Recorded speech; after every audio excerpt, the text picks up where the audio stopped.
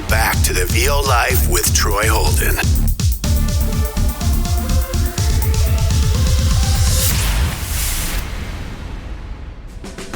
Welcome to the VO Life, a podcast for those who are trying to figure out how to build a career in VO from a guy who just seems to always learn the hard way. Now here's your host, Troy Holden.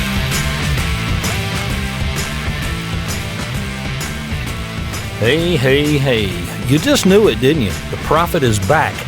Episode 131 of the VO Life. This is going to continue to be a journey. At first I thought, no, it's not. It can't be, but it's going to be, because we're going to flip the focus on what we talk about here being a lot of really common current affairs that we're seeing posted in different Facebook groups by different people who are in the know and what's going on. And then I'm going to gather that stuff up once a month, maybe every 2 weeks, but right now once a month, and talk about it. And today it's going to cover, should I get into VO? Should I get out of VO? What's going on with VO? And that's a very tough question, because having been in this 3.5 years, full-time for 2, relying on it to help pay my bills, to help keep me afloat, I get in between sometimes. I have my struggles. Being an entrepreneur, being someone who is a freelancer and trying to do what I can, trying to disperse out and do some different things even. This month, had it not been for a job that I did not even open my mouth on except talking to the client, I hired 2 people who did the voiceover work for about 50 videos, 20 of them in English for Medicaid, Medicare, 20 of them in Spanish for Medicaid, Medicare, and 10 of them were a revamp of some videos I did almost 1.5 years ago. They wanted a Spanish version. And they are a health insurance service agency, a government agency, and thank goodness for them coming along, or my November would have been pretty slack. So like many people, I get nervous from time to time. And the crazy thing was, I went into November thinking I need to align where I'm going to start spending money to really help my business. I need to either get an assistant to start mining for these leads that I don't like to mine for. And I don't mind doing the emails. I don't mind doing the replies. I don't mind doing all the other book work, but it's mining for those leads that I suck at. I suck at it. I'm terrible. And if I'm not mining for those leads and trying every week to prepare and plan for the further out 6 months or year away, that these are people that may come warm and may come into the house, I'm not doing myself any favors. So let's spin all that back around to, hey, is it a good time to get in VO? Let's throw that back to, when is the best time to plant a tree? 15 years ago, 10 years ago, 5 years ago. What's the second best time? Today. So there's not a bad time to get in if you do it the right way. If you do it according to what's actually going on, what's trending right now. When I got into this in 2020, let's go back to May of 2020. You've heard the story. I was able to take a different route than what I would have taken now. If I could go back and rewrite the book, here's what I would have done. 2020, May, June timeframe, once I understood and was told what VO was and I was researching. 1, I would have either saved, or because I was working a pretty good job paying 6 figures, I was making $120,000, $130,000 a year. I would have either put back X number of dollars per month for coaching and training, and upgrading my space. And I would have taken the path of, I will learn from as many great people as I can. I will practice as much as I can and go to as many workshops as I can. And I would have never had the door open to me that you can go get on Fiverr and Upwork and this and this and this. And I was, I don't know, what's the word, infatuated with the fact that I could make a little money. And within 3 months, when that money became $1,200, $1,500 or $2,000 in a month, on, a few good months, I thought, well, now I can go pay for those coaches and whatever, and this will pay for itself. Wow. Did you hear that? Jesus, I think they're setting off A-bombs around here. I know people love to shoot their guns out in the country, but my gosh, that sounded like a rocket launcher. It shook the walls. But anyway, what I was getting at is, if I could do it again, I would have taken the other path. And I will encourage everyone to take that path. I'm the guy that learned. I did a lot of things the wrong way, and I learned. I was lucky because I was able to dig out of it. And when I went full time, it gave me the opportunity, especially that first year, to dig out of it and to really, really train hard. And sadly, I had to use a lot of what I was making that first year. I mean, we really had it rough. The second year was a lot better. I started booking more stuff. I had more agents. I had more opportunities. And no, agents are not paying my bills. It's a very small percent of what I do. I don't know, 3% maybe, if that. We'll see at the end of the year. But it still was direct business that paid the bills. And that may have been people I pulled off of those cheaper platforms and raised those prices up and got it up better, and they stayed with me, which was true and also something you're not supposed to do. But if they'd have kicked me off, I guess I wouldn't have cared. So I didn't worry about it. And I think that's got to be your attitude. I'm not making enough money on there that if they kick me off, it'll really put me under. So then you can make the decision that I'm going to lure anybody that comes to me on there. I'm going to try to lure them off, because they could lead to being a long-term repeat client, and I don't have to run them through that platform and give up 20%. I know it's wrong and unethical, and I probably shouldn't be saying that, but I said it. Again, had I had the opportunity, I would have done it different. So what are we seeing recently? What's the difference in 3 years ago and now? I've talked about this before, but if you're brand new and you understand the structure of voiceover and you've been coached and trained, and then all of a sudden you go, I'm not making any money. Maybe I should get on Fiverr and Upwork. Well, now let me heed you this warning. If you think regular voice work is a struggle and a climb, wait till you start dealing with that. Because as a new seller on Fiverr, 3 years ago, I dealt with 500 other new sellers. You're going to deal with 4,000 to 5,000. Getting in the algorithm, getting noticed, getting heard, and you're going to have to pay your dues with the crappy jobs. And most people don't want to do that. And I don't blame you. I was so enamored and thrilled to get anybody to pay me to listen to me that I thought it was okay. And it really wasn't, but I did it anyway. And who's going to know who's going to hear it? Well, you're going to hear on the podcast I did it. But on the other hand, I see today people who have been on there a while and they're going, man, all I'm getting is offers to do these YouTube channels for $15 and it's 1,200 words and da-da-da-da-da. And it's, man, that's below minimum wage. That's, that's terrible. It is terrible. But let's flip the shoe, okay? Let's put the shoe on the other foot, as they say. That guy over there in whatever country he's in, Sri Lanka, I had a guy in Sri Lanka. I had one in Russia. I had one, I can't remember where the other one was. I want to say Laos, but I'm not positive. When I first started, I did a channel called Tech Dojo. They're still posted. You can still go hear them. They're terrible. Please don't go listen. But he was paying me $10 an episode. I netted $8. I did, 100 or more episodes for him. Why did you do that? Because it gave me something to do, to practice on, and I got better. It enabled me to buy a better mic, a better interface. It enabled me to build my booth, not just him, but a couple of others. And how many of those did you do? I counted a while back, and it's over 4,000. I've done over 4,000 YouTube narrations. Now, a lot of those paid a lot more. They paid good, but 80% of them didn't, because I was learning, I was training. Why did you do that? Because I wanted to get paid to practice. I couldn't get enough practice editing it was all short form stuff. People would send you a bunch of stuff you could read. It was 30-second, 60-second stuff.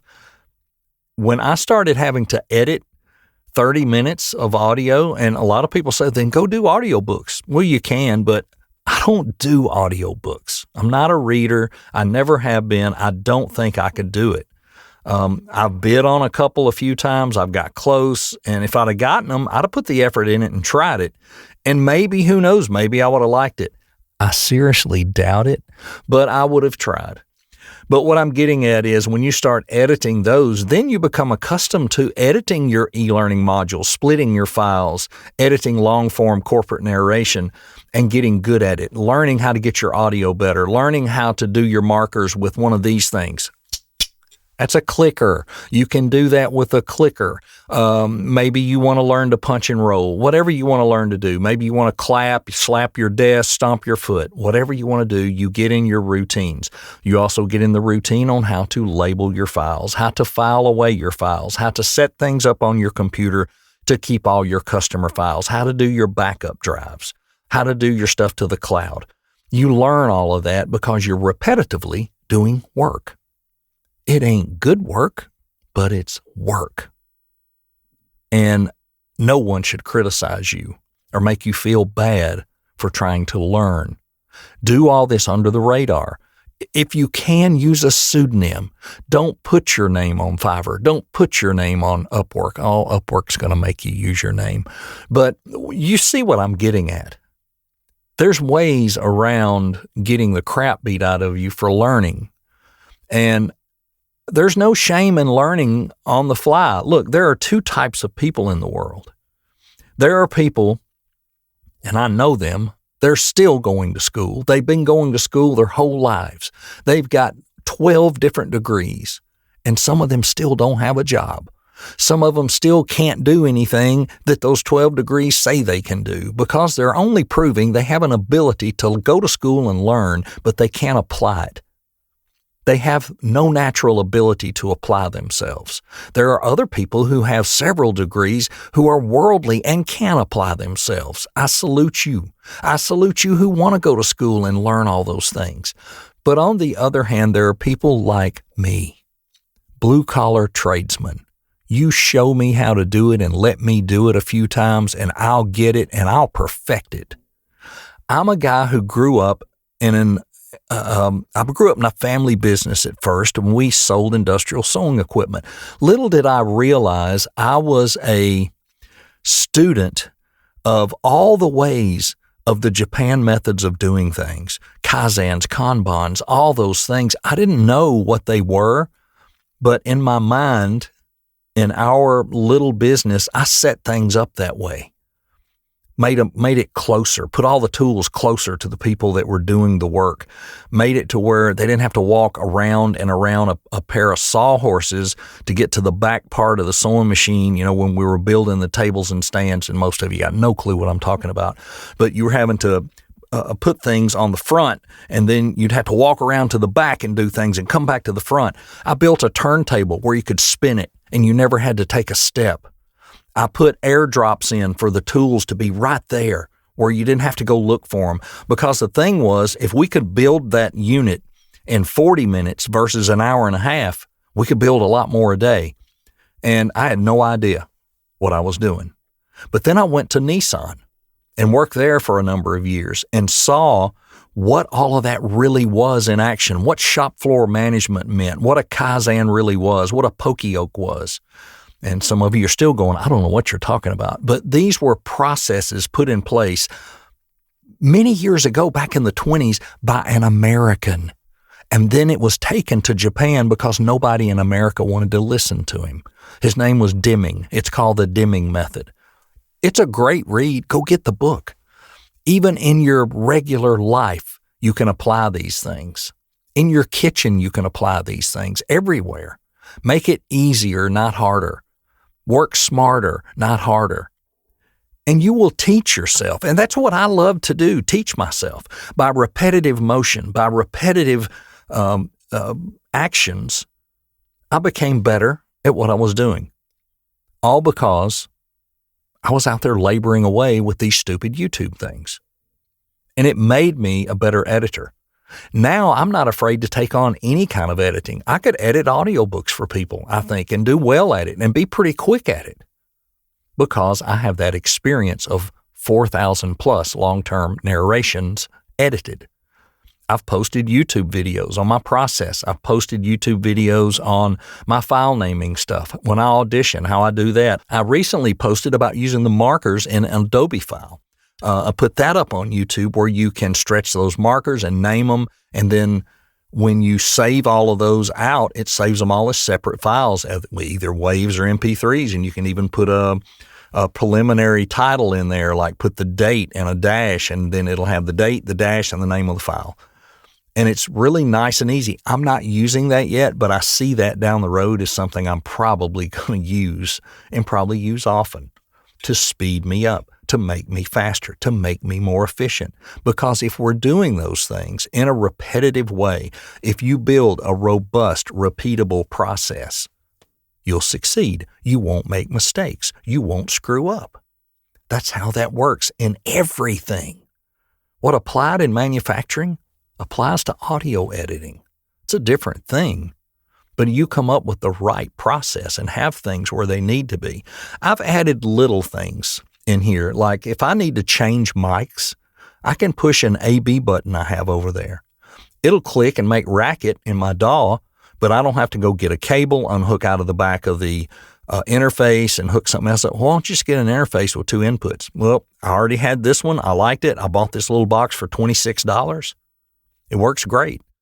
My next purchase is going to be a mute button. I hate to have to reach and turn the volume down when I'm on a podcast or on something live or on Zoom or hit the Zoom mute. I'm going to put one of those buttons right here on my desktop on top of, and when I say desktop, I mean my actual wooden desk, and push that button and a red light comes on. I know I'm on mute. And I know it's a real mute. It doesn't turn it down 80 decibels. It's a true mute. I'm going to get one of those because I think for what I do, I may only use it 5 times a week, but it'll save me reaching and turning and forgetting to turn it back up and et cetera. And it's got a big red light on it and I know I'm on mute. Well, you can see that on the screen. It's got a cross through the microphone. I know it does, but I'd rather do that. And, there are little things, all these things you can do. So back to the other thing. Let me circle back around. I've talked about that and tried to defend that point of view. Look at right now, is it a good time to get in? Is it harder? It could be. But if you take the route I talked about earlier, you're going to do workshops, training, coaching, slowly take your time, build your, but how long does that take? I'm going to say a couple of years. That you're going to be training, workshops, coaching, building your stuff for a couple of years, getting to know people, inserting yourself in groups, getting your name out there, start to build on your website, get your website done right, make sure it's right before you put it up, get a lot of feedback from people and make sure it's right. And, get all these things ready to go in the background. Here comes an airplane. Being a podcast, we're not going to stop. And then, you're going through all those steps. Are there steps? Does somebody have that published? I think I've got a PDF about, how to get into VO and all the things you need and whatever. I'd be glad to send that to you. Troy at troyholdenvoices.com. Email me and say, hey, send me all your PDFs about VO because there's about 3 and I'll send you all of them. They're free. You can do with them what you want. You can print them, burn them, whatever.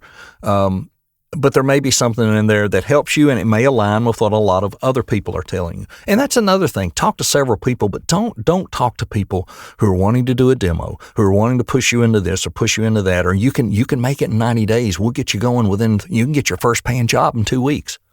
You could. I did. I got my first paying job in 2 weeks and I think I made $3. It was a $5 job.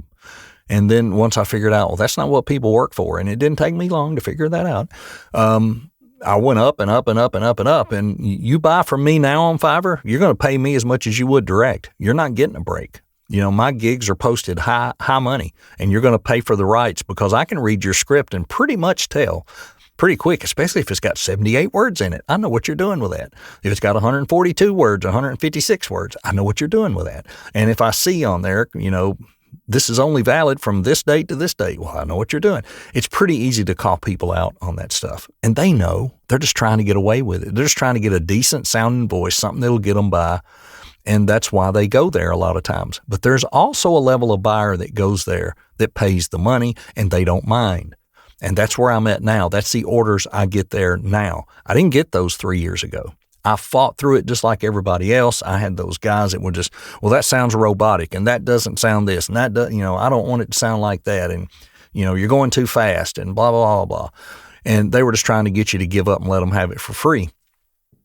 I seldom ever did that. I may one time have given up, but, I don't deal with that on there. Fiverr is a very small spoke in the wheel, but it's there and it's reliable for me right now at a certain amount of money per month. And I do not shame myself with the orders I do there. I will not shame myself. The cheapest thing that I do on there, and I will admit this, the cheapest thing that I do, and I've been doing it for ever since I started on there, and it's the same two people that come back to me every year, twice a year, is the batting lineups for a little league team somewhere in California. And I only charge them like $25 because I played little league baseball. I played Babe Ruth baseball, high school ball, walked on it in college. And those of you that have heard the story about me and the blown out kneecap that happened in high school, I love the game. And for those kids to be able to have their name announced by somebody that has a quote unquote professional announcer voice, and I put the reverb and the echo in there, and it sounds like they're at there's another boom. It sounds like they're at Yankee Stadium, and it says now batting number 24 for Enrico Carlina. And I have fun with it. And they're kids, so every year I do that for peanuts, but it's just giving something back. You can do that. You have that right to do that, even locally. I offer up stuff locally all the time. I'll be glad to record the opening thing for the Chamber of Commerce annual meeting. I'll be glad to do this for, the electric companies thing up here, the annual thing. I'll be glad to come in and even live announce, and I've done that. Do that. Give back to your community. It'll come back around. So with all of that to say, yes, the starting up part is different. If you have a passion for this, you've always wanted to do it, and you have some natural talent, and people say, well, what about your background? What do you do? Well, I used to be in theater. I was this, or I used to be in radio. So you probably get this. You probably can. You may have to make a lot of changes. You can't speak to the back of the room. You can't over-announce. You got to get conversational. And this is just, you can learn to do those things. So it's not a thing of, is there a good or bad time to get in? No, there's not. I don't think so. If this is something you believe in and want to do and you're good at it, you'll probably get in and you'll probably eventually do okay with it. How long does it take? And that's that question I said a while ago. It's very hard to answer. I think from the time you get your education going, you're getting pretty good at it. Your coach tells you, I think you're ready. You go ahead and move forward with a demo. You've got your website up. You're prepared to direct market. You've got an idea how you're going to do that and how you're going to put spokes in your wheel to feed your income to get you going. And then you need to realize, I still am going to be part-time. You're not going to jump in that full-time. Not likely. I just don't see how anybody could. Wait, yes, you might could. If you have a spouse that makes a crazy amount of money and they'll support you in doing it and it won't affect your personal life, for you to leave your job and do this full-time and take a risk, and they say, all right, let's try this for a couple years. Honey, it may take 5. You better let her know it could take 5, because the first couple you're doing all this training and learning and investing and whatever. And then year 3, you kick in, and then I still think it takes a couple of years to get your business built. At least a couple of years, because you're trying to get agents, you're trying to get direct clients. You may go pay to play, you may not, whatever it is. So I look at it as, from the day you make the decision, I'm going to get into this, it's going to be about 5 years before you start getting money back. That's just my crazy estimate. I think you're going to invest more than you're making definitely the first 3 years. And then if that continues the next 2, you probably should get out. Look for a new hobby or a new thing. Because if you're not making money after that 5th year, something's probably wrong. And it could be something that can be fixed, but take a hard look at it. Don't linger and fight it and wrestle with it just because you want it to happen. If it's not going to happen, it's not going to happen. And, I come to that reality sometimes. I'm in that middle right now. I'm not to year 5. I'm a ways away. I've still got a couple of years to be at year 5, but it's scary to me some months. It's very, very scary. And I'll have friends and people in my accountability group saying, "Dude, you're booking, you're way ahead of me," and da da da da. And I said, "Yeah, but I'm nowhere near where I thought I'd be." And sometimes that's me. I'm trying to get way further ahead than I want to be. I want to have multiple national campaigns, a couple of regionals. I love my local stuff, but I'd like to hit a little harder, a little bigger in a few areas. And it may or may not happen, but here's the bottom line. As long as it's satisfactory, I'm doing the kind of work I want to be doing. I'm not cheaping myself out, which I'm not going to. And I'm able to sustain a certain level of income, pay all the bills, be able to go to a couple of conferences a year, invest in my business, buy a new chair every year or two, maybe put another mic in the locker now and then. We don't even need the darn things, but we love to buy them just because somebody says, "This mic sounds fantastic. It really sounds great for this and this." And you think, and then I can't tell you how many I bought and either given them away or resold them. And I go right back to that 416, right back to it. And then I've got the MK4 as the secondary. And, but that's part of it. As I rambled off into the mic thing, I hope we didn't lose, the focus of this 3 to 5 year thing. And I've been preaching this for about a year. And you've really got to wrap your arms around that and embrace that and just say, I am an apprentice and I will be in a 5-year apprenticeship. And then I should be a master by then. And that's when things ought to get different. Somewhere between that year 3 and year 5, you should really be merging out of apprenticeship into your master position. And that's the only way I know to name it, because I know plumbers and electricians go through that kind of stuff. And that's a good way to look at it, because you're learning, you're in school, and that's what you got to do.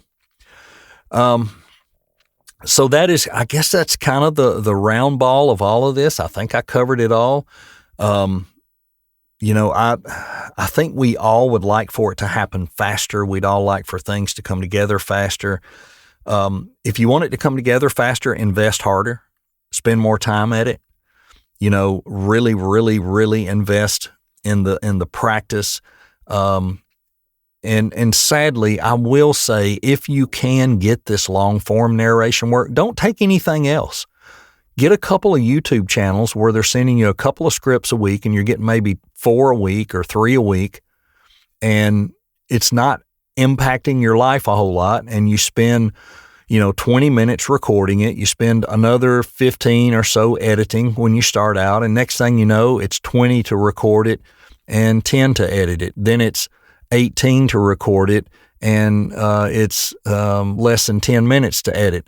And then it's a 1,200 word script. You're knocking it out in 13 minutes, 14 minutes at the most, 12 minutes, 10 minutes, and you're only spending about 3 minutes on the editing, because you know how fast you can blow through there to the clicks and how to back up, and you start recognizing what the WAV file looked like where you messed up, and you back up to it and you say, yep, that's it, highlight it, get rid of it, go on to the next one, and you can fly through it. It makes a difference. Invest in something that will make you better and faster at what you're doing. And it's very important. Don't get lured into a bunch of baloney coaching. Don't get lured into over-analyzing, over-processing audio. As I've said from day one, get your space right, then work on your audio, and then tune it to your space. Get your space the best it can possibly be. Go to someone who can help you. George the Tech, Uncle Roy, Jordan Reynolds, 3 of the best. that they can listen to that audio and say, do this. Your mic position all you need to adjust is mic position. You may need to move a sound panel. You may need to add a bass trap.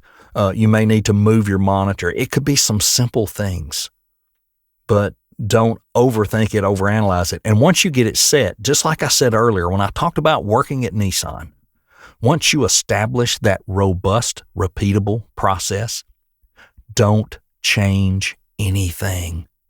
Because if you change one tiny thing, it's going to throw it all off. And then you're going to start listening for something else. 2 weeks later, you'll forget you changed it. And you'll say, my sound's not like it was. I wonder if I fixed this or if I did this. Now 2 things are off, and then 3 things are off. Just be careful with that, because unless you're an audio person, you can really get in a mess. And remember, nothing can fix a bad room. There's presets and this and this and this, but if you get that room right and get it close and get it to where it's not reverby and it's not crappy sounding, and then you get a decent mic, don't go get a TLM 102. Those things pick up tick farts. You don't need that. Get a shotgun mic. Get a 416. There are others that are comparable. Don't overinvest on all that stuff in the front end. Room first. Get good acoustic treatment. If you're in a big room, use panels, make sure there's rugs, whatever you got to do, and then stand in the middle of the room and clap. And if it still rings, you're not there. You got to keep working on it, and work with the audio greats and get help, because they are so helpful. Whew. I told you the first one coming back was going to be breathy and lengthy. We have gone over 30 minutes, but that's okay. I hope there's a lot of good stuff in here. There's a lot of things that, we don't get to talk about on another VO podcast. And this one is really going to be about focusing on your business, your climb, where you're going, and, no guest, no other stuff, just me letting you know the things that I'm facing and fighting. And I'll tell you, November's been tough. And I'm looking for a good December comeback. I had some clients I really was counting on in November that I reached out to the production houses that those clients work through, and they're like, no, they're not doing anything for Thanksgiving, and we're not really sure what they're doing for Christmas and New Year's yet. And oh, no, really, I felt terrible, because they were a big carry for me in November and December last year. And here's the other lesson learned.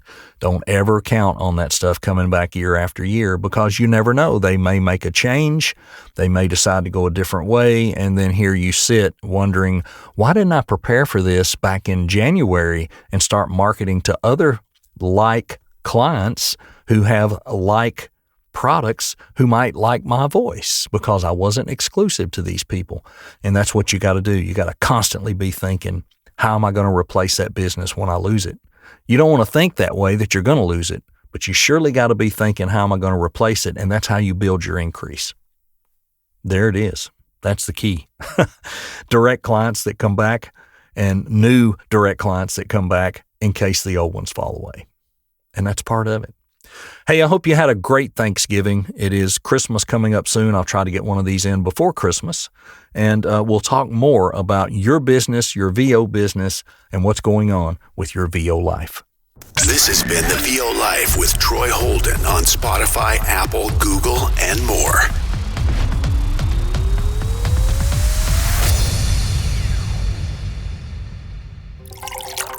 This podcast was produced under the authority of the Podcast Police, who may or may not have investigated the host and guests prior to broadcasting. Any unlawful statements will be investigated further and persecuted to the fullest extent of the podcast law.